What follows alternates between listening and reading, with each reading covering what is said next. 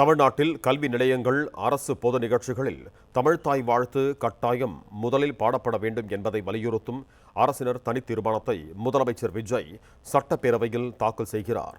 இதுகுறித்து கூடுதல் விவரங்களோடு இணைகிறார் எமது செய்தியாளர் பாண்டியராஜன். வணக்கம் பாண்டியராஜன், உங்களிடம் இருக்கும் தகவல்களை பகிர்ந்து கொள்ளுங்கள்.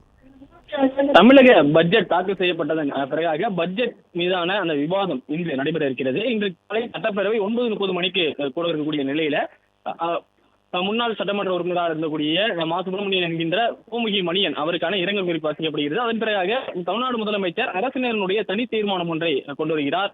குறிப்பா அந்த தீர்மானத்தை பொறுத்த வரைக்கும் இந்தியாவில் இருக்கக்கூடிய பல்வேறு மாநிலங்கள்ல வந்தே மாதரம் பாடலை அரசு நிகழ்ச்சியில் முதலில் பாட வேண்டும் என்கின்ற ஒரு சர்க்குலரை மத்திய அரசு அனுப்பியிருக்கிறது.